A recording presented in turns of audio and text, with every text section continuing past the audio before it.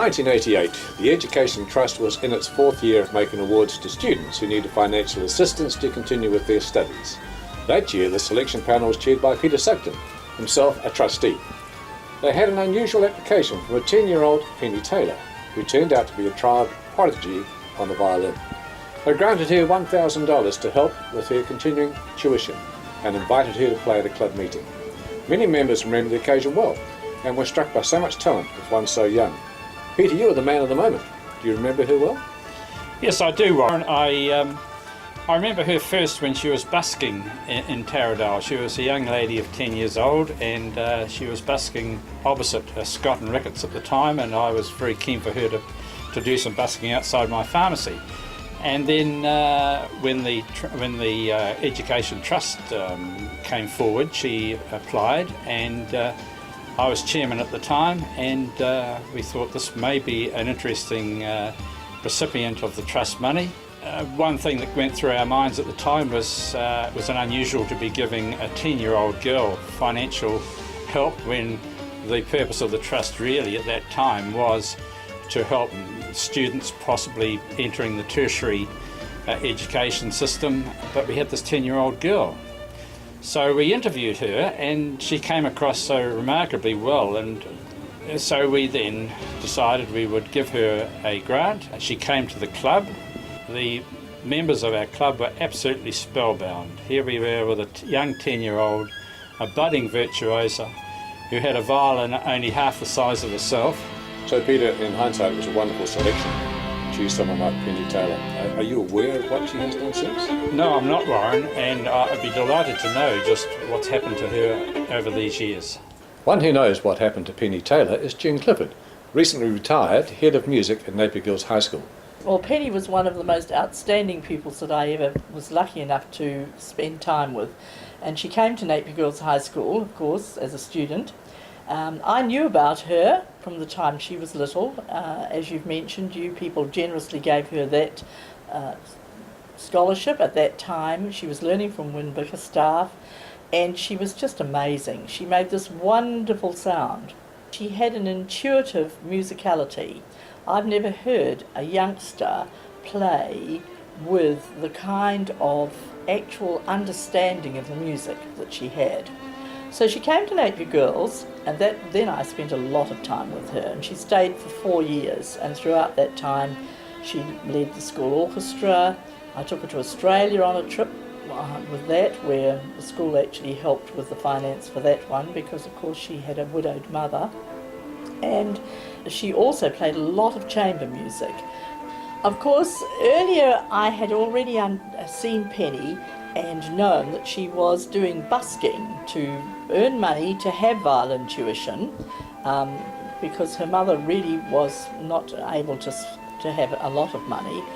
And on one occasion, when her mother always sat watching her to make sure that everything was all right, she saw her being approached by a gentleman who spent quite a lot of time talking to Penni, and she got a bit perturbed about this, so she went across, and he introduced himself as Peter Schaefer, who was the then concertmaster of the New Zealand Symphony Orchestra, a wonderful fellow, an American who came out, didn't stay terribly long. He encouraged her incredibly and said, that when he came to Napier he'd be pleased to hear her play again, because he recognised what a talent she was.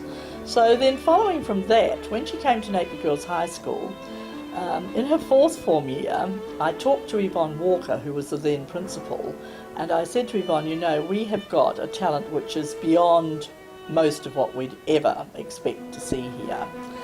And do you think we could raise some money so that Penni could have some lessons outside of Napier? So she said, well, let's try. And we got busy, but then I had to persuade this amazing man, Jan Tavrashevitz, who is just retiring this year from Canterbury University, one of the top violinists in New Zealand, and also one of the most amazing teachers. But I had to persuade Jan to take Penni as a pupil.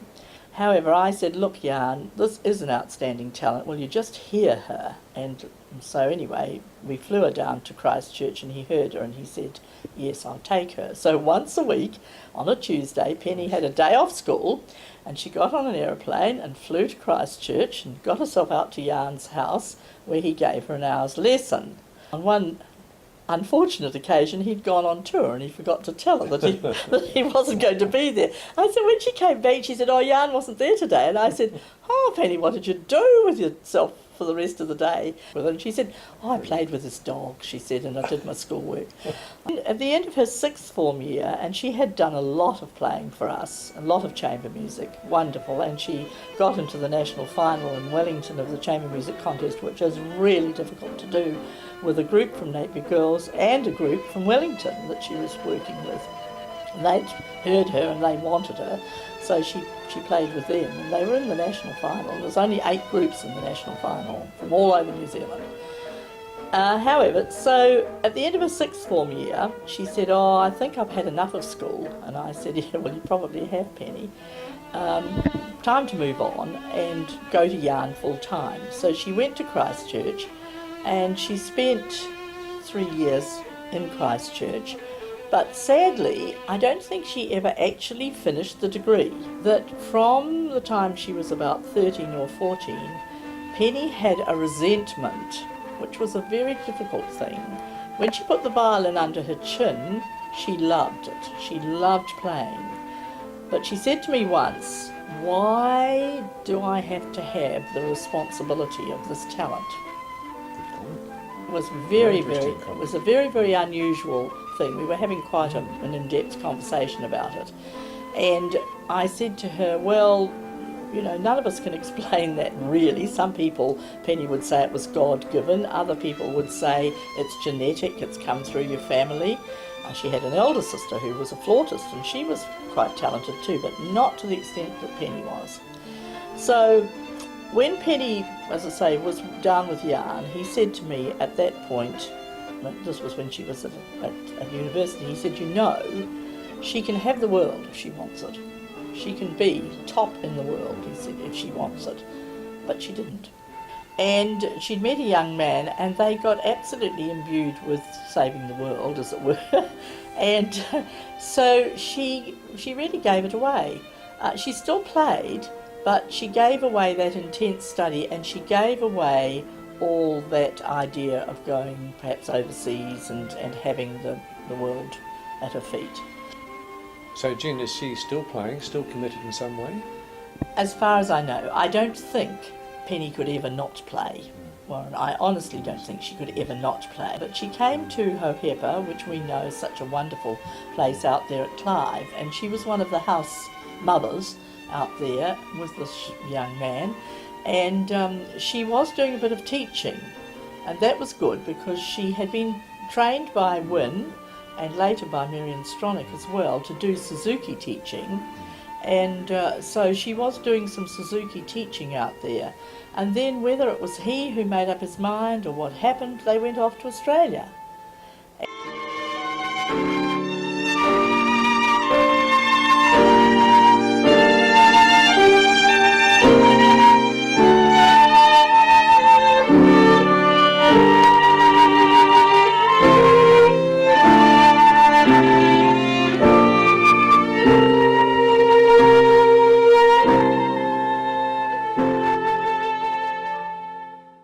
I'm quite sure, as I said before, that Penny could not play.